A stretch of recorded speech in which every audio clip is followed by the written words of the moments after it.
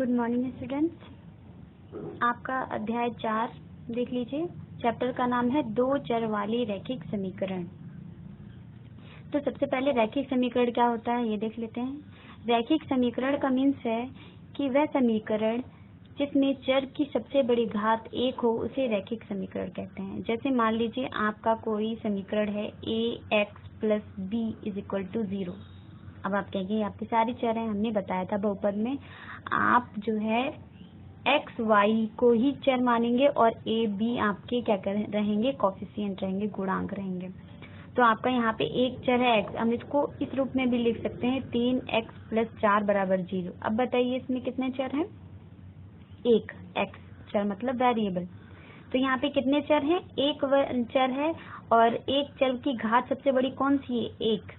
तो इसमें सबसे बड़ी घात कितनी है? एक, इसलिए ये रैखिक समीकरण है। लेकिन ये कितने चर में रैखिक समीकरण है? एक चर में रैखिक समीकरण है। पर आपके चैप्टर में कहा गया है कि दो चर वाली रैखिक समीकरण बताइए। अब दो चर वाली रैखिक समीकरण से पहले इसमें हम कुछ बातें बता देते हैं कि x आपका चर है और 3 जो है आपका उसका गुणांक, यानी कि x का गुणांक कितना है? 3। और यहाँ पे कोई दूसरा चर है ही नहीं, तो ये अचर कहलाएगा। क्या कहलाएगा? अचर। और अचर को नोट किया जाता है सी से, वैसे तो सी से, लेकिन अगर बी पार्ट नहीं है तो बी से। अब देखिए दो चर वाले रैखिक समीकरण, दो चर वाले रैखिक समीकरण हमको डिनोट करते हैं ax plus B Y plus C. यहाँ पे देखिए a की जगह पे मान लीजिए हमारा 3 ही है, प्लस b की जगह पे हमारा 4y plus c is equal to 0। देखिए यहाँ पे कितने चर हैं? x y, c की जगह 5 ले लेते हैं। x y हमारे दो चर हैं और इसमें भी बड़ी घात एक है, इसमें भी बड़ी घात एक है। दोनों की बड़ी घात कितनी है? एक ही है और c एक अचर पद है। तो इस फॉर्म में लिखा गया समीकरण जिसकी घात सबसे बड़ी एक हो और दो चर हो वो क्या कहलाता है? दो चर वाला रैखिक समीकरण कहलाता है। तो सबसे पहले दो चर वाले रैखिक समीकरण की डेफिनेशन लिख लीजिए। वह समीकरण जिसे ax plus B Y plus C is equal to 0 के रूप में व्यक्त किया जा सके, जहां a b c does not is equal to a b c क्या हो? वास्तविक संख्याएं हो, वास्तविक संख्याएं हो और a और b 0 नहीं होने चाहिए और a b does not is equal to 0। तो अगर कोई कह दे आप इसका ग्राफी निरूपण किस प्रकार करेंगे, तो सबसे पहले एक चर वाले का ग्राफी निरूपण बताते हैं। एक चर वाला ग्राफी निरूपण, तो एक चर में हमने यही तो बताया था 3x प्लस 4 बराबर 0, एक एग्जाम्पल लिया था। अगर इसका हमें ग्राफी निरूपण करना हो तो देखिए इसमें कहीं y है, दूसरा वेरिएबल नहीं है, तो हम इसका निरूपण एक चर वाले का ग्राफी जो निरूपण किया जाता है वो संख्या रेखा पर किया जाता है। किस पर किया जाता है? संख्या रेखा पर ग्राफी निरूपण किया जाता है। लेकिन अगर जिसमें दो चर आ जाते हैं, जैसे यहाँ पे यही हो जाए 4y प्लस 5, तो इसका जो ग्राफी निरूपण होता है उसका हम कार्तीय तल में करते हैं। किस में करते हैं? कार्तीय तल। कार्तीय तल मतलब x और y अक्ष जहाँ पे एक दूसरे को कट करते हैं, मूल बिंदु मिलता है, फिर उस पर जो हम लाइन ड्रा होती है हमारी, वो हमारा क्या होता है? कार्तीय तल होता है। तो इस दो चर वाले का ग्राफी निरूपण हम किस तल में करते हैं? कार्तीय तल में करते हैं। और एक चर वाले का ग्राफी निरूपण हम किस पर करते हैं? संख्या रेखा पर करते हैं। अब देखिए जैसे आपका यही इक्वेशन है दो चर वाला कि 3x plus 2x plus 4y plus 5 बराबर 0। अगर इसमें पूछ दिया जाए इसकी एक तुलना हम किससे करेंगे? इससे करेंगे। तो ax प्लस बी वाई की तुलना ax plus B Y plus C बराबर 0 से करने पर देखिए जब हम तुलना करते हैं तो x का कॉफिशिएंट बराबर करते हैं, y का कॉफिशिएंट आपस में बराबर करते हैं, जो चर है वो आपस में बराबर करते हैं। तो x के कॉफिशिएंट में x को छिपा लिया तो a बराबर क्या मिला? 3। यानी कि जो x का कॉफिशिएंट होता है वो a होता है, जो y का कॉफिशिएंट होता है वो b होता है, और जो लास्ट है वो क्या होता है, सी अचर पद होता है। तो बी बराबर क्या कितना मिल गया 4, सी बराबर कितना निकल गया 5। ये वैल्यूज आती हैं जब आप इक्वेशन की X plus B Y plus C से तुलना करते हैं तब। अब आ जाइए आप एक्सरसाइज 4.1 पर।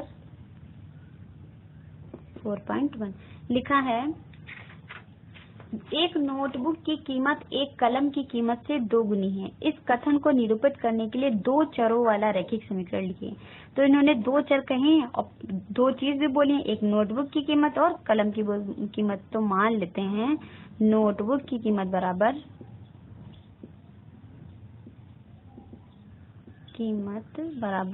रुपए x और कलम की कीमत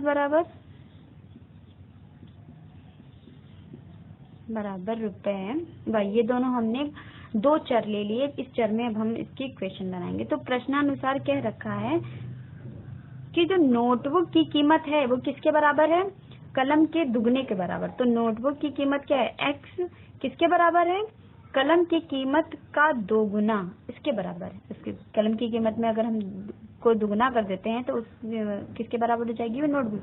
तो x बराबर कितना आ गया 2y। अगर हम 2y को इधर लाएं तो कितना हो जाएगा x minus 2y is equal to 0। यही आपका क्या है, इक्वेशन में हमने कन्वर्ट कर लिया सेंटेंस को। यही आपका आंसर है। अगला लिखा है निम्नलिखित रैखिक समीकरण को ax plus B Y plus C is equal to के रूप में व्यक्त कीजिए और ए बी सी का मान बताइए। ये पूछ रखा। तो पहला है दूसरे का 2x plus 3y is equal to 9.35 और 5 के ऊपर लगा है बार। तो सबसे पहले हम अपने जिस रूप में हमें कन्वर्ट करना है उस पर फोकस करते हैं। उसमें लिखा है ax plus B Y plus C बराबर में 0। बराबर में क्या है 0, यानी कि आपकी कोई भी इक्वेशन है तो आपको उसको बराबर में क्या बनाना है 0। तो इसको बराबर में 0 करने के लिए इसको हमें लेफ्ट में लाना पड़ेगा। तो लेफ्ट में ले आइए ax plus 3y minus 9.35 is equal to 0। देखिए हो गया। की तुलना किससे करने पर, जो इक्वेशन दे रखी है उससे, ax plus B Y plus C बराबर 0 से करने पर। तो देखिए x का कोफिशिएंट आपस में बराबर, यानी कि a बराबर कितना निकला 2, b बराबर कितना निकला 3 और c बराबर कितना निकला, चिन्ह सहित लिखते हैं। यहाँ पे प्लस है यहाँ पे माइनस, तो c बराबर माइनस आ जाएगा 9.35 पर बार। ये हो गया आपका आंसर। अगला देखिए इसी का दूसरा लिखा x माइनस 5y.5 माइनस 10। ये ऑलरेडी ही बराबर 0 फॉर्म में है। तो हम करेंगे की तुलना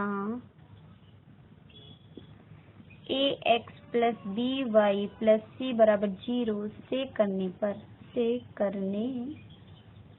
तो आपको a बराबर क्या मिलेगा। अब देखिए यहाँ पे x का कोफिशिएंट यानी कि गुणांक कुछ नहीं है, तो कुछ नहीं का अर्थ होता है कि 1। तो a बराबर आपका कितना आ गया 1। b बराबर देखिए ये है माइनस का और y का गुणांक 1 और बटे 5 कितना हो गया 1/5 और c बराबर कितना हो गया माइनस का 10। ये हो गया आपका दूसरा। तीसरा देखिए दूसरे का तीसरा, इसमें लिखा है minus 2x plus 3y is equal to 6। सबसे पहले we convert in right hand side is equal to 0। So minus 6 is equal to 0। देखिए आपके राइट हैंड साइड में क्या आ गया 0। की तुलना अब तो आराम से हो जाएगा ax plus B Y plus C से करने पर। तो देखिए a बराबर बहुत सही, b बराबर 3, c बराबर माइनस 6। ये हो गया। फोर्थ देखिए सिर्फ लिखा है x बराबर 3y। तो सबसे पहले हमें क्या करना होगा x minus 3y is equal to 0। अब देखिए यहाँ पे हो गया x b, लेकिन c नहीं दिख रहा। तो आप क्या कर सकते हैं, इतना ही लिखिए पहले की तुलना ax plus B Y plus C बराबर 0 से करने पर। तो देखिए a बराबर कितना निकल गया 1, b बराबर कितना निकल गया माइनस 3, बट c तो कुछ है ही नहीं। तो अगर कुछ दे ही ना रखा हो तो डायरेक्ट उसको c बराबर 0 आंसर। अब अगला देखिए फोर्थ अपने आप कर लेंगे, इसमें भी c बराबर 0 ही निकलेगा और 6 हम बता रहे हैं, लिखा 3x plus 2 is equal to 0, already 0 है की तुलना